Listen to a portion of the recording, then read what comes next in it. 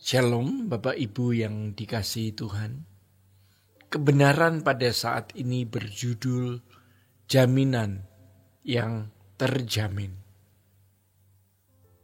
Kita yang memiliki anak atau bawahan pasti tahu siapa anak atau bawahan yang setia dan mengasihi dan menghormati serta setia kepada kita sebagai orang tua atau pimpinannya. Demikian pula Bapa, ia tahu dan merasa siapa anak-anaknya yang sungguh-sungguh mengasihi dan menghormati dia. Bapa tahu karena Bapa merasakan itu. Siapa anak-anaknya yang mengasihi dia dengan tulus, menghormati dirinya dengan tulus, yang sungguh-sungguh setia kepadanya.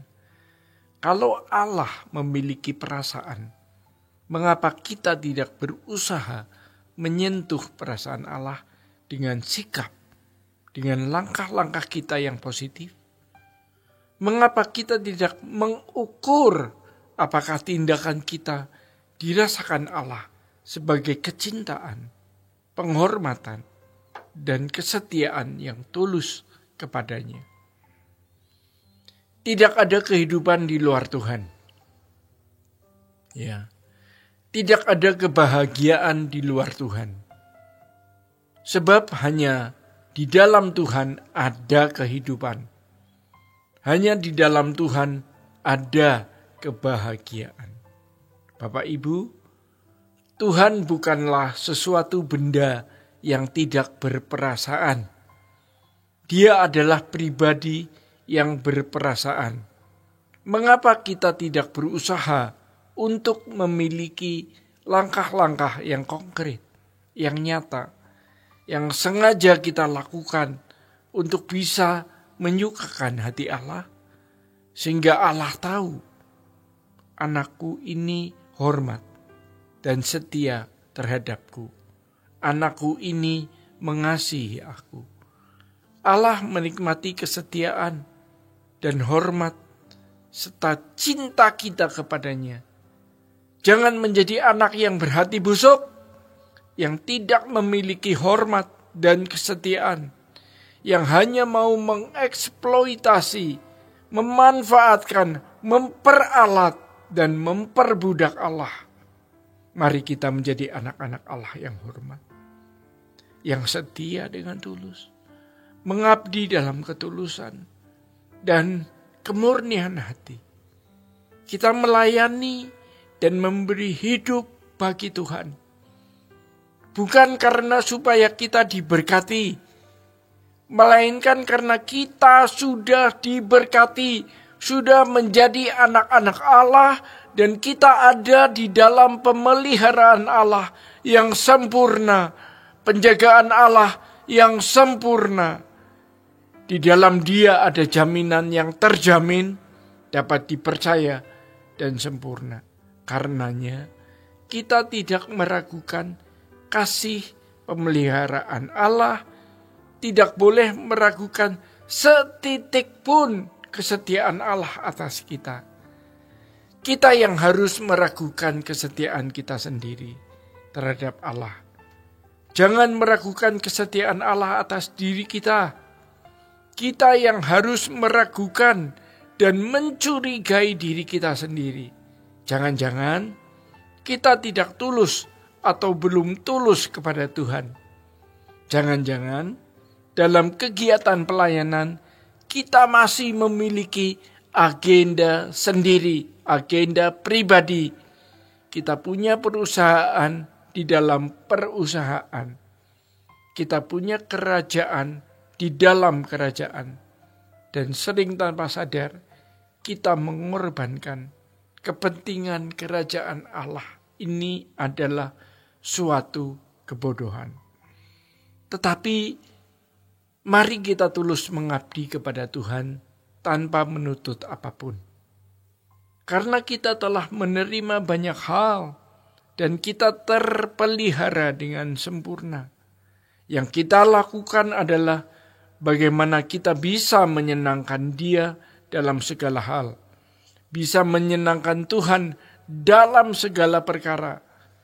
Maka mari kita belajar memperlakukan Allah sebagai pribadi yang hidup, yang berperasaan, sampai kita punya dinamika hidup, memperlakukan Allah sebagai pribadi yang hidup, yang berperasaan, tanpa memaksa diri, menghayati Allah yang hidup dan berperasaan. Dengan sendirinya, kita memiliki irama memperlakukan Allah sebagai pribadi yang hidup dan berperasaan. Dengan demikian, kita akan tercengkerami oleh hati yang takut akan Dia, hati yang menghormati Dia, hati yang tidak ingin melukai Dia. Ternyata itu perlu kita latih. Bapak Ibu, ironis memang. Ilmu teologi ternyata tidak membangun perasaan takut dan hormat akan Allah secara tepat atau secara proporsional. Kita juga mengamati kehidupan orang-orang yang belajar teologi. Yang pintar bicara, yang cakap bicara, juga tidak memiliki perasaan takut dan hormat akan Allah sebagaimana mestinya. Memang kita harus berteologi dan berteologi dengan benar. Tetapi lebih dari sekedar berteologi, kita harus punya pengalaman dengan Allah. Berteologi lewat pengalaman hidup, sehingga jangan pikiran kita hanya diisi dengan pengetahuan. Tetapi perasaan kita juga diisi dengan pengalaman. Perasaan kita harus diisi melalui persekutuan dengan Tuhan dalam doa, meditasi, merenungkan Tuhan di sepanjang waktu hidup. Supaya kita menghayati Allah yang hidup, membangun perasaan takut akan Allah, dan sikap hormat yang sepatutnya kepada Allah. Ayo kita berlomba. Bagaimana kita menjadi orang yang dirasakan Tuhan, bahwa kita setia dan hormat kepadanya. Kita mencintai Dia dan Allah, menikmati kesetiaan kita. Hormat dan menikmati cinta kita kepadanya adalah kebahagiaan kalau kita menjadi seperti bunga yang harum dicium, seperti simfoni yang indah didengar oleh Tuhan. Ingat, kita hidup hanya satu kali. Satu kali untuk kekekalan. Jadi, selama kita hidup yang sekali untuk kekekalan ini, mari kita sungguh-sungguh menjadi orang yang benar-benar dapat dinikmati oleh Allah. Mari kita berdoa untuk itu dengan perkataan, tolong aku menjadi anak yang dapat kau nikmati Tuhan. Bapak Ibu yang terkasih dalam Tuhan, demikian kebenaran pada saat ini. Tuhan Yesus memberkati. Sola Gracia.